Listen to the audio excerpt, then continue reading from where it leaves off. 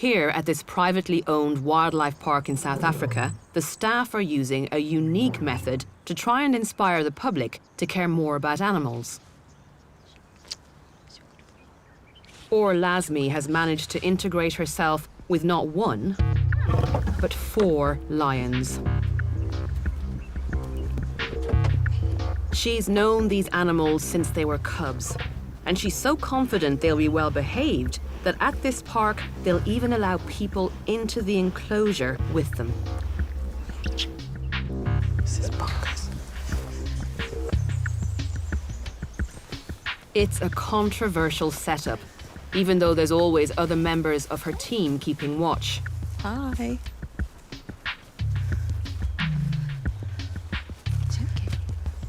But I'm intrigued to know how this relationship works and what she does to keep her lions in check. These lions are just 17 months old, but they are big enough to do some serious damage if they choose to. Obviously, if I was in here without you... That would be a totally different story. That's why it is important to us to remember they are wild animals, so their instincts can stay there. When they're younger, we take them on walks around the park, and... It's the female. That's Judith. We have a very strong bond with this group. How is it possible that you can have such a close relationship with essentially wild animals? We respect them as wild animals to start off with. I think that's one of the key points. We don't train them, we don't do anything like that. So you basically need to earn their trust and respect.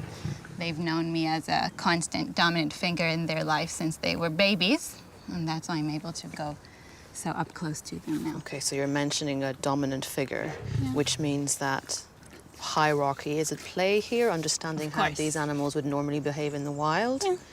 So where are you in the pecking order, and how do you establish that with lions, albeit in captivity?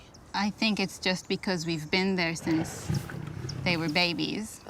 And I've always been the grown-up, so I'm stronger in their eyes, I think. Yeah.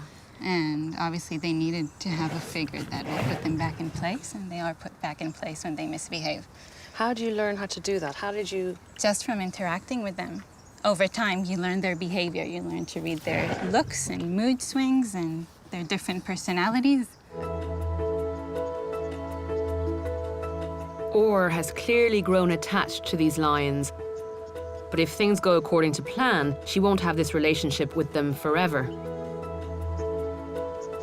The staff at the park are planning a very ambitious and untested project to do something that most people would consider impossible. They want to release these hand-reared lions into the wild when they're older.